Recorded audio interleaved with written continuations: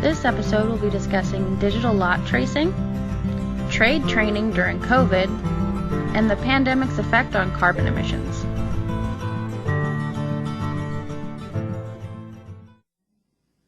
Welcome to Food and Facilities. I'm your host, Tara Sweeney with West Coast Industrial Solutions Magazine. Make sure to subscribe or check out our website to see what advertising options we have. Go to wcismag.com/subscribe or /advertise and see our archived magazines and our current issue in a digital PDF format. Today we'll be discussing digital traceability with Tyler Marshal of ParityCorp. We'll be talking about trade training during COVID with Tyler Richardson of Opportunity Stanislaus and Volt Institute. And then we will also be discussing the pandemic's effect on emissions with Linda Angulo Lopez. We asked and you voted. We decided that we wanted to rebrand the magazine and you chose Planting to Processing as our new name. Now we just need you to help us choose our new logo. Here are the 5 different options that we have. Go to our social media channels. It's West Coast Industrial Solutions Magazine on LinkedIn and Facebook, and then it's at WCISMAG on Instagram and Twitter. And now to bring on my first guest, Tyler Marshal, president of Parity Factory, and he will be discussing how digital traceability can reduce risks and find efficiency. Tyler? Thank you, Tara. We're really excited to be here. I really appreciate you guys taking the time and giving us this opportunity to talk a little bit about what we do. So just as a little bit of background on kind of who I am and who we are, Parity Factory is a software provider, and we have a system built specifically for food manufacturers, food processors, and those dealing in the agricultural industry. We've actually been in business just over 30 years, got our start in the Alaskan seafood industry, of all things, with our original founders actually working in that industry and deciding to start a software company that focused on helping those companies track their inventory, understand their accounting side, some other functionality on that front as well. I've personally been here just over 10 years, and during that time, we've really narrowed our focus as an organization. And with that, our focus is really all about the labeling requirements, the food safety requirements, quality data capture, and managing the inventory from the second that the product arrives at any FDA-regulated facility to when it ultimately gets to that end consumer. Now, of course, there's specific regulations around that. All the companies we deal with are, handling this in some format, typically pen and paper, Excel, things like that to effectively, meet those requirements coming in from those regulatory bodies. What we've really focused on, where we've really come to play, and where the article that we put together on this highlights, is that through automation and through basically creating digital records, either directly from equipment in line, whether it's from the labels and scanning those barcodes or managing the process at each step, we can greatly increase efficiency, of course, of tracking that information and provide much more detailed visibility to something that, can be somewhat manual and labor-intensive process. I know a lot of industries are realizing that there is an increased need for digitization because there's an increased demand, especially now during the pandemic, and your product is a good resolution for that. Absolutely. I mean, whether it's increased demand of the products that they were already making, or we've seen, of course, a lot of our companies pivot and switch into different means of getting that product delivered to the end consumer. So larger e-commerce presence, home delivery with people not wanting to go out to grocery stores as much, and the increase in orders and understanding, of course, where all of that product is going. When you have a truck backing up and headed out to deliver 1,000 orders in a week, you really need to know and have that ability to track it in a digital way, because 1,000 sheets of paper becomes tough to manage pretty quick. Definitely. Because it's digitized, it increases the efficiency, and it will also reduce any errors in lot tracing. Absolutely. Of course, anytime you have a paper-based system or even an Excel-based system or something along those lines where it requires a lot of interaction with the end user, you're going to end up with errors. I wish my handwriting was personally better, but you definitely wouldn't want me being the one filling out that paperwork out on the floor there, because at the end of the day, you would be asking me if it was, a number or a letter half the time. And so what we can do with, of course, printing the labels and using barcode scanners, or using even vision systems in line and actually reading the packaging and or vision systems on the product, we can understand, of course, those quality attributes and make sure that the data is accurate as it flows out into the other systems and processes that are required by that company. I know meat, dairy all had increases in demand during this period. Do you see anything that is specialized to those industries that you have? Yeah, absolutely. I mean, so with our original start being from the Alaskan seafood industry, anything that is related to proteins, so when you talk about having a whole animal that you're starting with, whether that's a fish, a cow, pig, whatever it happens to be, there's a lot of similarities and needs for those organizations in tracking, of course, where that original animal came from, the original processing, and then ultimately out to whatever ends up in the consumer's home. And with that, our system and kind of what we've designed out are a number of features, and the platform really supports those processes where other software solutions out there with lot tracing, maybe within other industries, it's just slightly different, if you will. And so we wanted to make sure that we covered those scenarios. So not only can you see the lot tracing side of it, but ultimately, understanding how much product you're actually getting from that process and being efficient, reducing waste, along with the food safety side. And this will help your clients be USDA and FDA compliant because they'll be able to more easily trace their lots, especially in the case of mitigating any repercussions from a recall. Absolutely. I mean, many of our customers, of course, are already, meeting those compliant or they're compliant with those guidelines prior to us coming in to be in business. But we also see, again, with the especially during this time and the expansion, people building new facilities, people building on, new production lines and processes into it. We're getting in a lot of the times now on the ground floor with those and helping design even the process so that it's efficient. We can actually get that data. They have real-time inventory throughout each step, and they don't have to, be concerned with or sweat actually reaching that compliance. They basically have it directly out of the gates. And so, yes, we definitely help make that easier. I've had quite a few customers just note, of course, that we help them sleep at night when it comes time to be worried about any sort of recall or things like that. And if our viewers wanted to get in contact with you, how would they reach you to be able to use your services? Yeah, absolutely. I mean, the best way to reach us, of course, is we have links and people on our website that are ready to answer, easy questions and or set up a more in-depth review of the process. Prior, of course, to these times, and especially with the manual nature of our job and just kind of working with the equipment and things like that, we would often travel to all the facilities. Well, we've had our shift in that area, and of course now we're geared up and have means and ways to actually demonstrate things even more remotely, as well as get things up and running remotely, just to, of course, minimize the risk and exposure in different people that are, walking in and out of these food processing facilities. Definitely. And so can I get your contact information and your website for our readers? Yeah, so the website is going to be ParityFactory.com. Sorry, I should have been more specific to answer your question there. The website is the best, and the ParityFactory.com, as well as my email address, personally, or work email address there is tmarshall, so TMARSHALL, and then that's going to be at ParityCorp, ParityCorp.com. And of course, be happy to share that in addition to some other individuals who helped write the article. Got to give them credit here as well. So Alex Lewis, and get his contact information out as well. Great. Well, thank you for joining me today, Tyler. And I look forward to sharing more of your expertise in this field. Absolutely. I appreciate you guys taking the time for us and letting us participate in this. Thank you.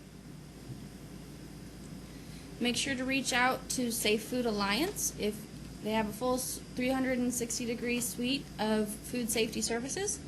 When it comes to food safety, they've got you covered. You can visit them at their location in Kingsburg, California, or you can visit them online at safefoodalliance.com. Another one of our sponsors is Custom Digital Portfolios. Make sure to reach out and get your digital menus ready so that your customers can know what you have available and be able to reach out to you, especially with the pivoting for the pandemic, where they can help with the distribution and pick up of your food. So go to bit.ly/DM Fresno and get your digital menus today. I'm here with my second guest, Tyler Richardson of Opportunity Stanislaus and Volt Institute. Tyler? Hi, welcome. Good morning. Thank you for having me, Tara. Thank you for joining us. Can you give our readers and our listeners a little background on yourself and Opportunity Stanislaus and Volt? Sure, absolutely. We'd be happy to. So Opportunity Stanislaus, we are the economic development organization for Stanislaus County, located in the heart of the Central Valley. We work with companies throughout the Central Valley and throughout Stanislaus County to kind of understand what their needs are and to try and help them grow and thrive here in the Central Valley. And a few years ago, we went out to kind of see how our companies were doing and find out what their needs were. And by and large, they all had the same need, which was workforce. And the economy at the time was starting to get better, and there was a skills gap issue that a lot of the companies were wanting us to address. And so we came up with a concept to do a manufacturing training center, which is now called Volt Institute. And so it's kind of an innovative model.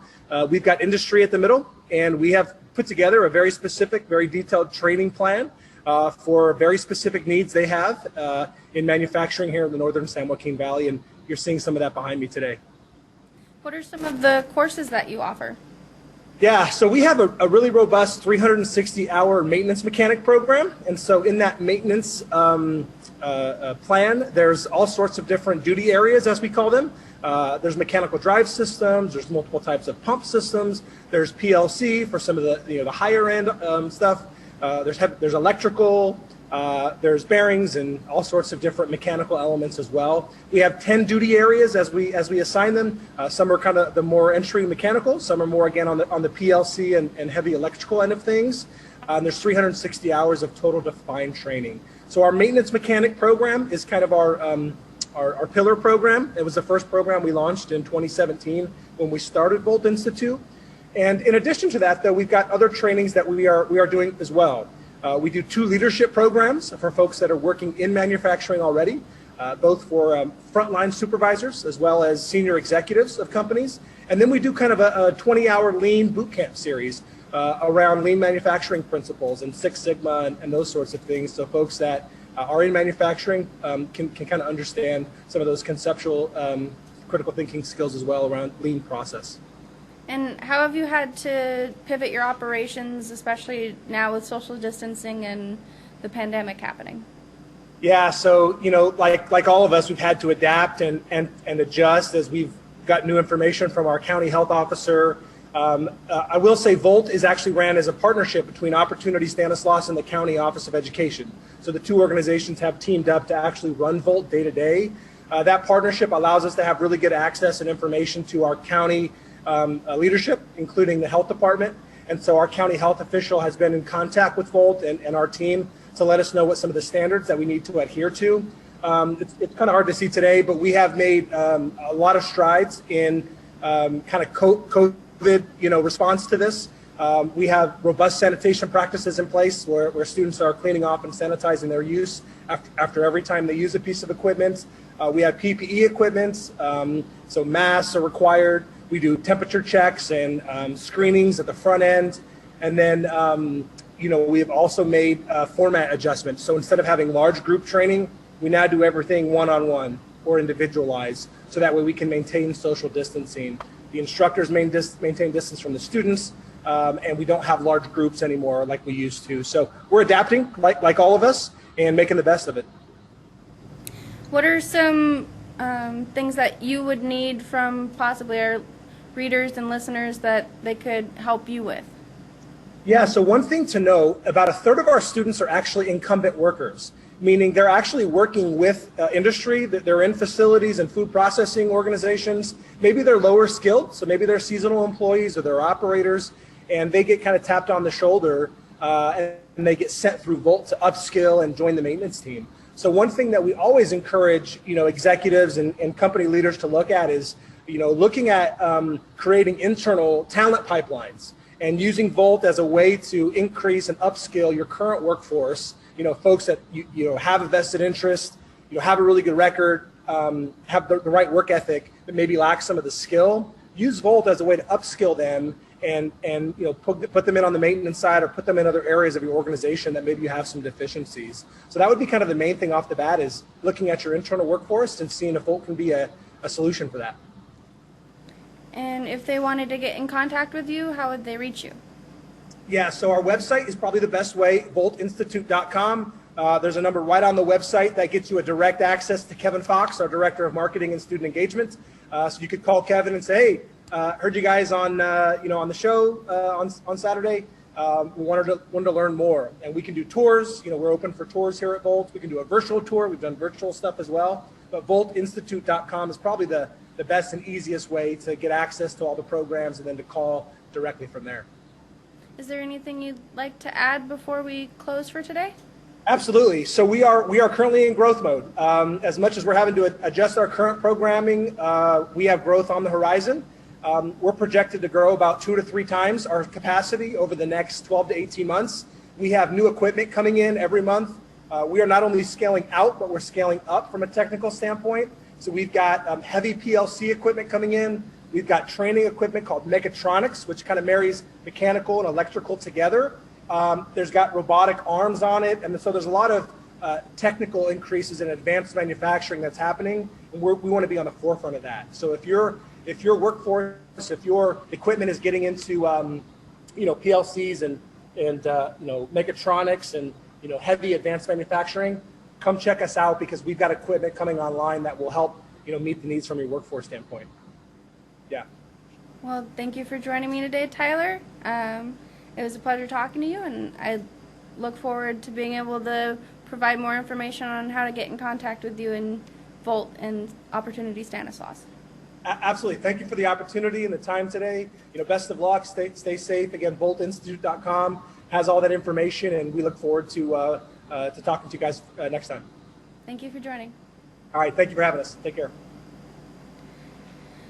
One of our sponsors today is ProCheck Coatings. They do polyurethane coatings for your food or facility. It is antimicrobial and it's skid resistant. This is an example of before the coating and after the coating. Make sure to give them a call today at 559-323-8147. Another one of our sponsors is Fine Print Plus. Make sure to mention that you saw them on Food and Facilities, and you can receive 100 free direct mailer postcards or 15% off orders of 250 plus. You can reach them at 559-237-4747, graphics at fineprintplus.com, or request a quote at fineprintplus.com/quote.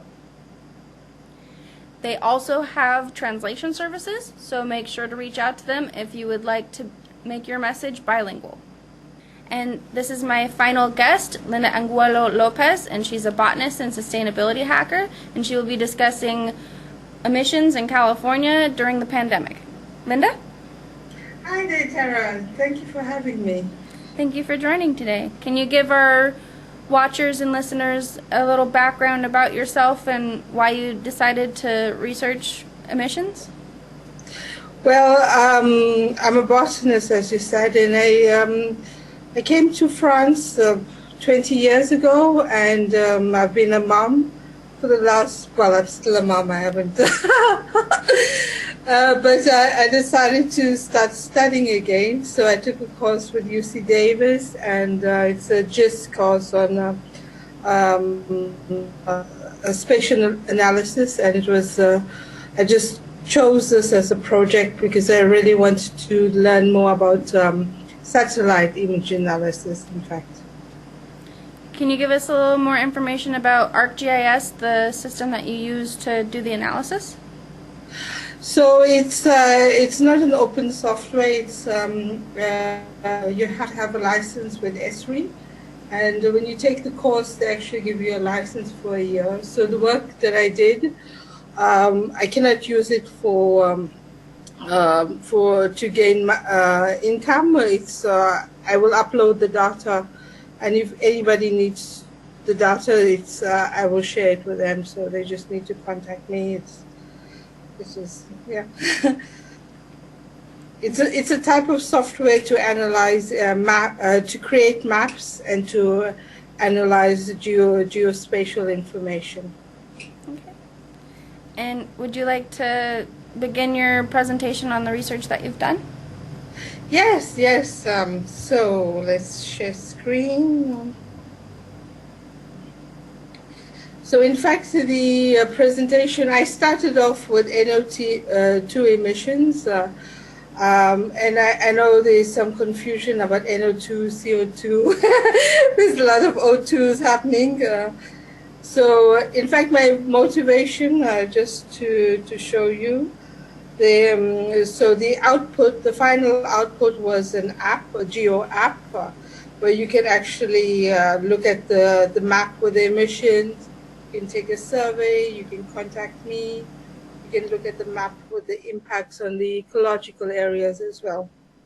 So just to explain to you my motivation for the study, in terms of, there are many impacts there. So I'm not sure if you know Kate Rawford and the idea of the donut economy.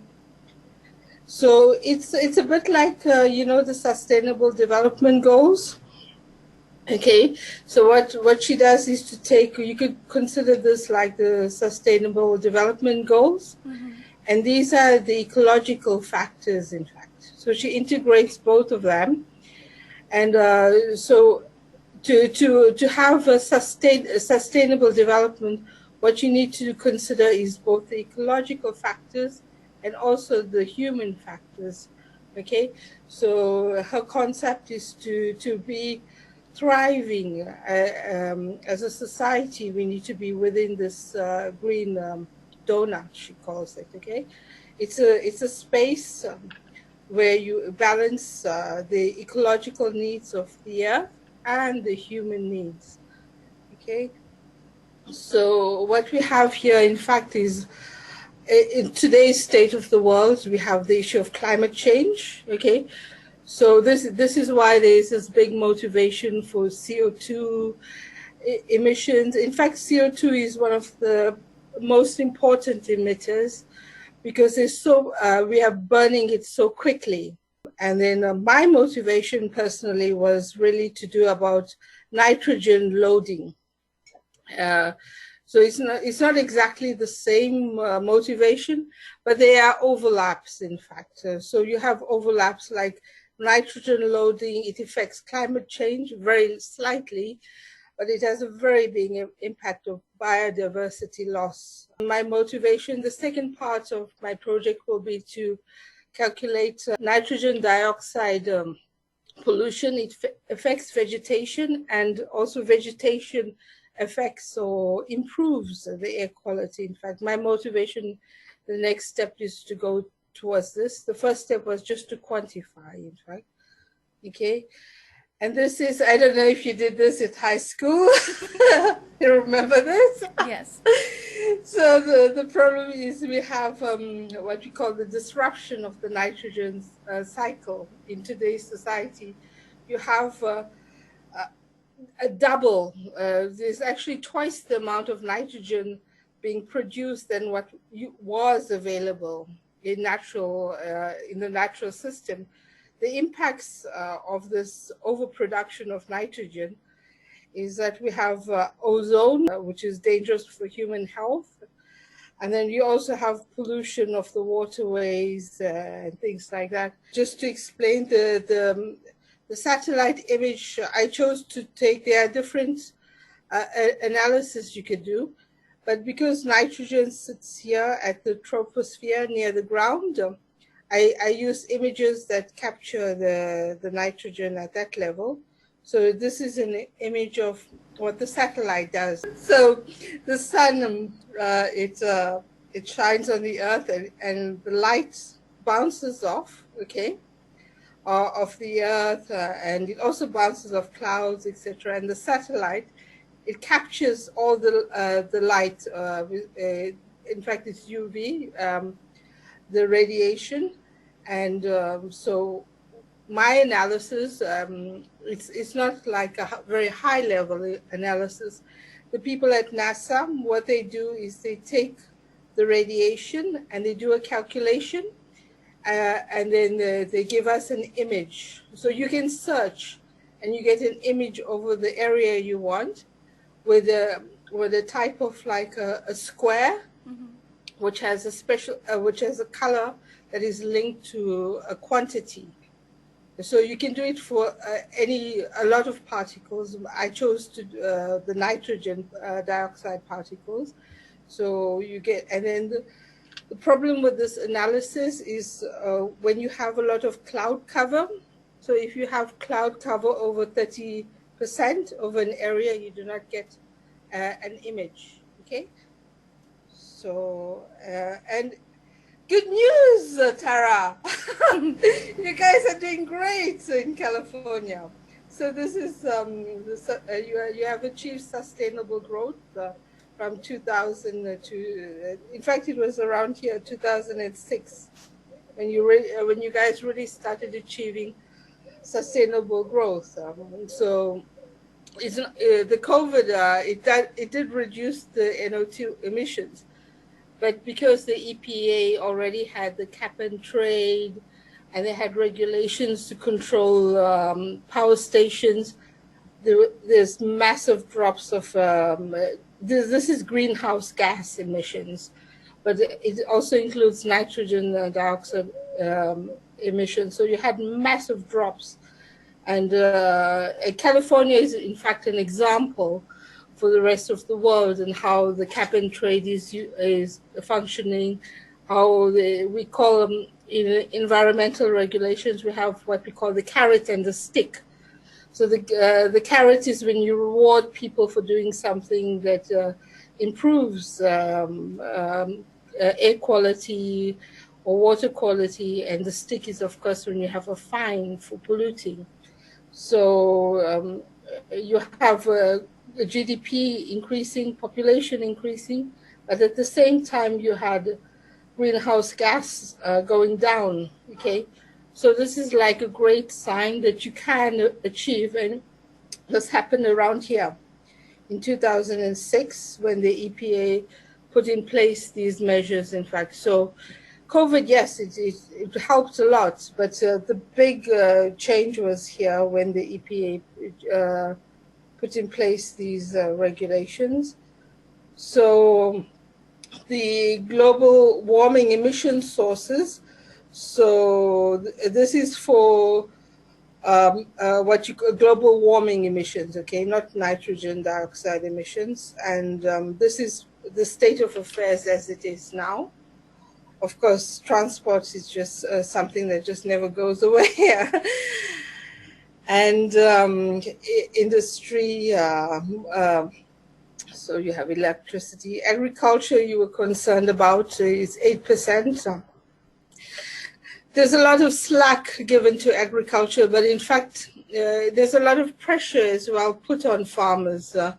I myself, I come from South Africa, and my ancestors, my brother is a farmer, and I know the pressure that is put on farmers to produce.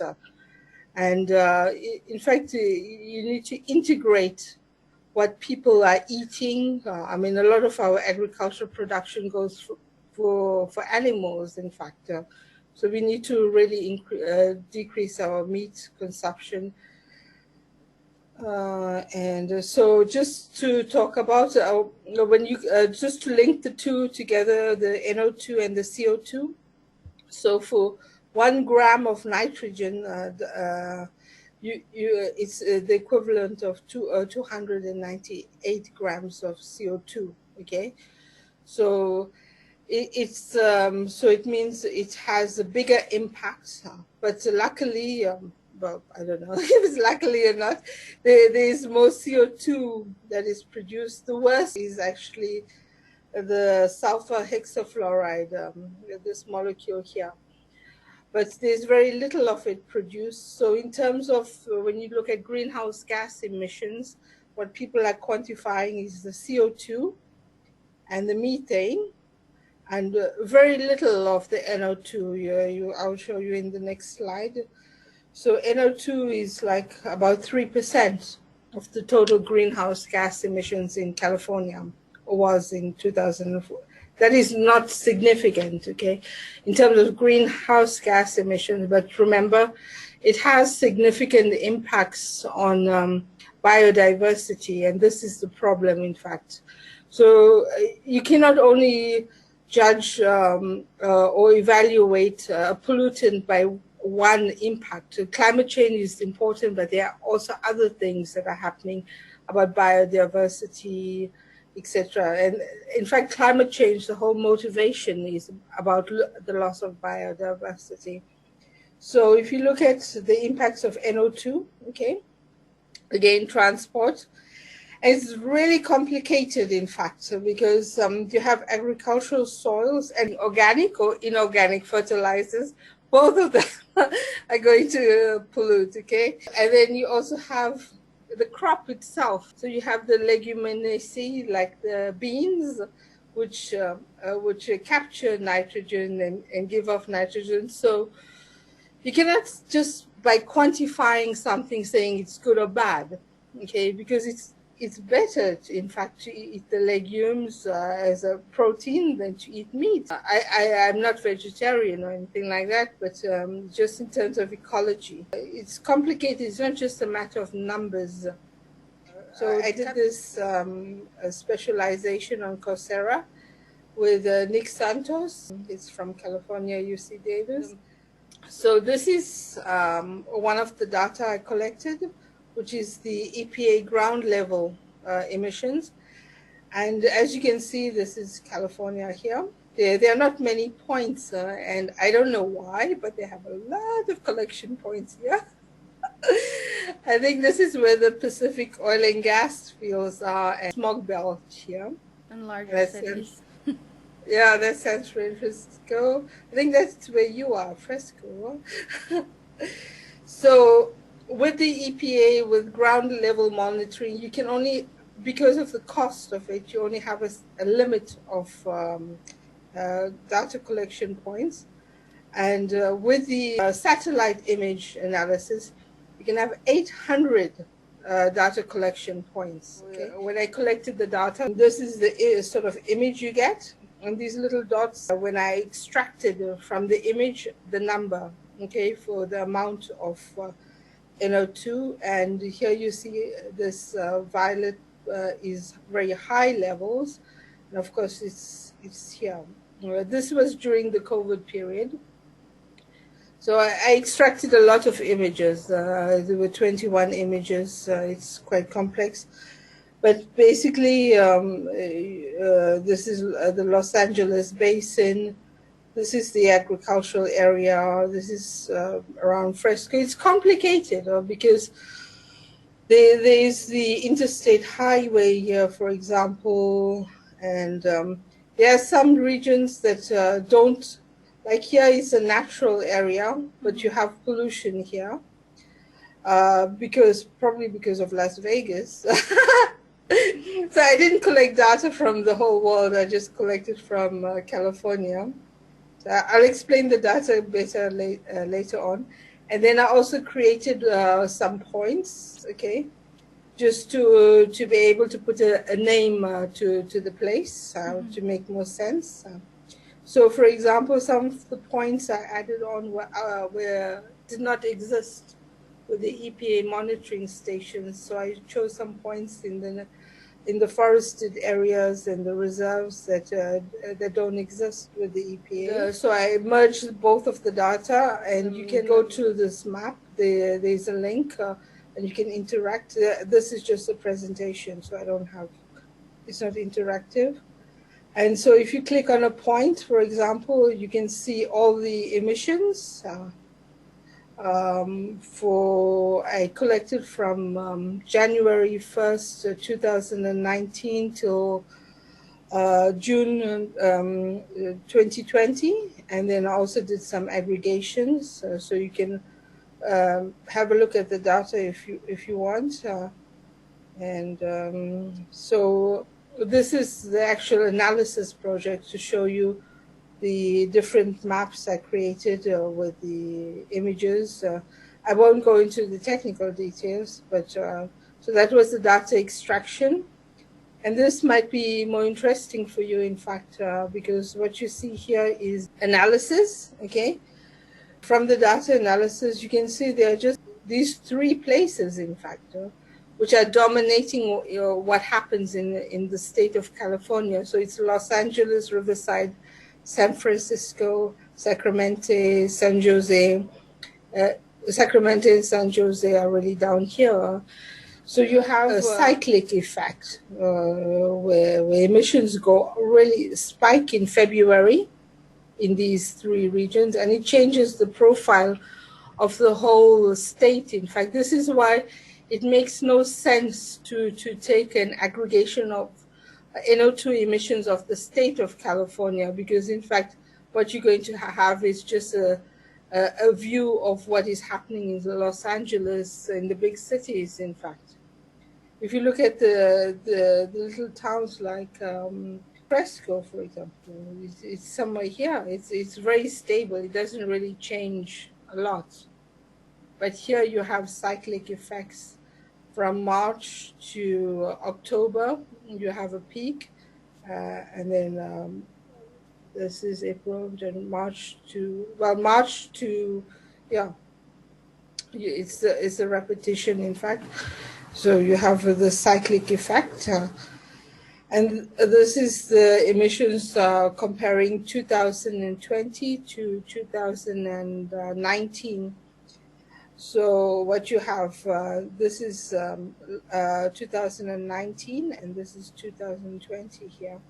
So you can see there's a big difference. So that's, for example, 2020, and that's 2019.